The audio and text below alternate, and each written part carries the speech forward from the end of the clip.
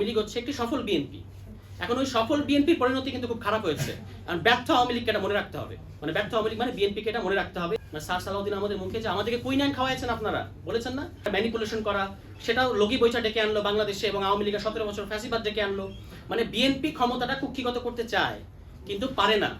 আর আওয়ামী লীগ ওই দেখানো রাস্তায়, ওই যে আওয়ামী লীগ 2008 সালে ক্ষমতায় এসে ঠিকই তত্ত্বাবধায়ক বাতিল করে দিল, আউটরাইট বাতিল করে দিল, কোনো সমস্যা হয় না আওয়ামী লীগের। সারা দেশের মানে তখন সিভিল সোসাইটি তাকে সমর্থন জানিয়েছে। ফলে এই কারণে আমি বলছি যে আওয়ামী লীগ হচ্ছে একটি সফল বিএনপি। এখন ওই সফল বিএনপির পরিণতি কিন্তু খুব খারাপ হয়েছে। কারণ ব্যর্থ আওয়ামী লীগকে এটা মনে রাখতে হবে, মানে ব্যর্থ আওয়ামী লীগ মানে বিএনপিকে এটা মনে রাখতে হবে যে পরিণতি ভালো হয়নি। আর ফাহিম মাসরুর ভাই যে কথাটা বলে গেছেন, এটাই আসলে আসল মতলব।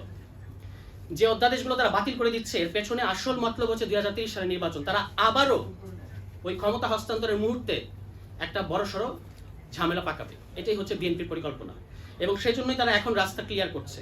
যে অধ্যাদেশগুলো ইতিমধ্যে তারা বাতিল করেছে, বাংলাদেশের এই পুরো সংস্কার, পলিটিক্যাল সংস্কারের 40% ইতিমধ্যেই কবর রচিত হয়ে গেছে বিএনপির কারণে। মানে ওই যে মানবাধিকার অধ্যাদেশ, এটা কিন্তু এই যে গুম, দুদক, তারপরে আপনার জুলাই দায় মুক্তির অধ্যাদেশ, এগুলো সবগুলোর মাদারল। মানে মানবাধিকার অধ্যাদেশ যদি না থাকে এগুলো একটাও থাকবে না।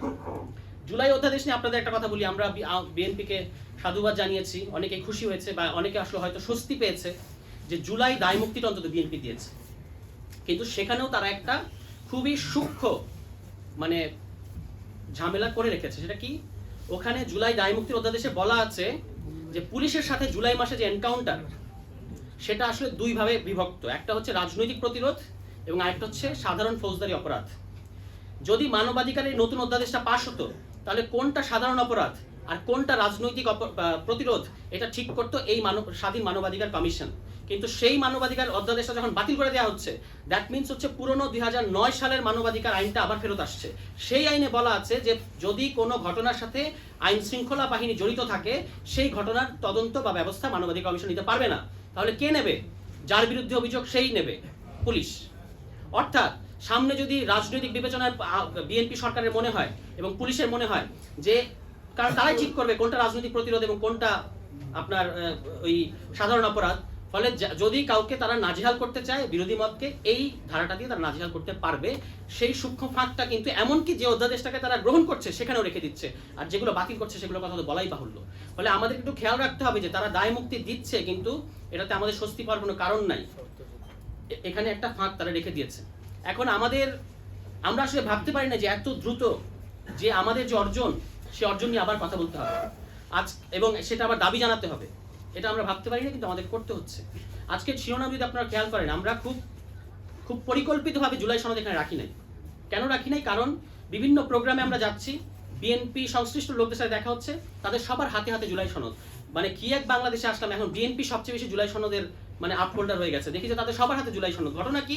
কারণ তারা আসলে গণভোট বাস্তবায়ন করবে না, তারা আসলে অধ্যাদেশ বাতিল করে দেবে, এই জন্য তারা জুলাই সনদের এটা দেখায়। কিন্তু গণভোট যদি আপনি বাস্তবায়ন করেন, জুলাই সনদ কিন্তু অটোমেটিক্যালি বাস্তবায়ন হয়ে যায়।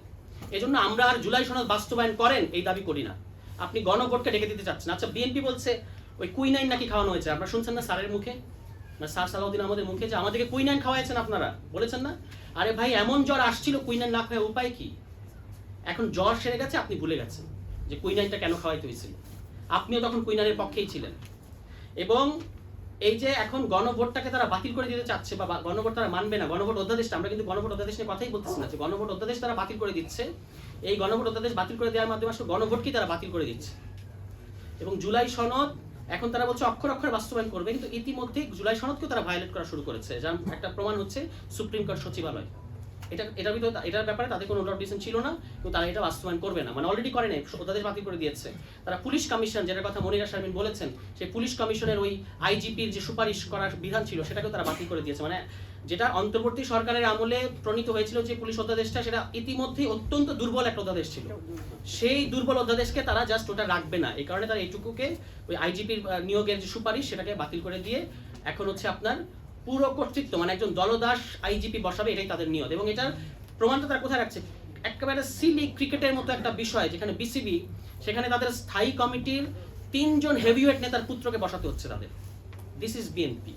এবং আমি দাবি জানিয়েছি, যেহেতু আপনারা বিসিবিকে পিসিবি বানিয়ে ফেলেছেন, মানে পারিবারিক ক্রিকেট বোর্ড, স্থায়ী কমিটির বাকি যারা মেম্বার আছেন তাদের ছেলে মেয়েদেরকে কেন বঞ্চিত করছেন? তাদেরকেও দেন। তাদেরকেও এই পিসিবি দিয়ে একটা একাদশ করে ফেলেন।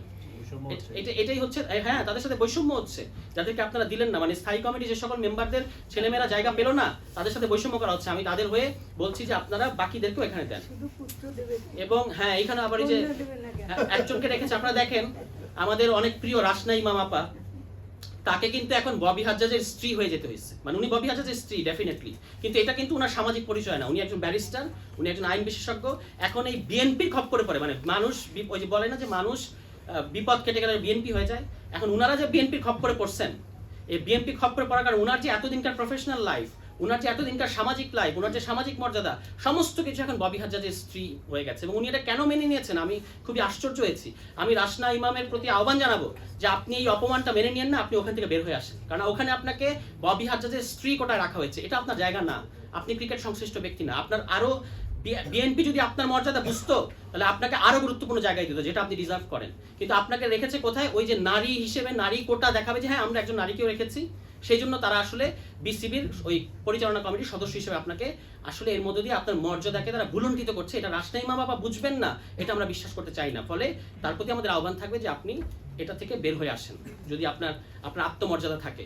তো আমাদের বাকি বক্তারা কথা বলবেন, এবং আমাদের এটা আমরা আপনাদেরকে কথা দিচ্ছি সংস্কার বাস্তবায়ন কমিটির পক্ষ থেকে ধারাবাহিকভাবে আমরা এই ইস্যুটা কোনোদিনই ছাড়বো না, যে গণভোট, বিএনপি যে গণভোটকে আজকে নাই করে দিতে চাচ্ছে, সেই গণভোটটা বিএনপি নাই করে দিয়ে এবং আপনার তারেক রহমান সাহেবের জেস্টার পলিটিক্স দিয়ে, নির্বাক জেস্টার পলিটিক্স দিয়ে তিনি পার পাবেন, এটা আমরা বিশ্বাস করি না। সবাইকে ধন্যবাদ।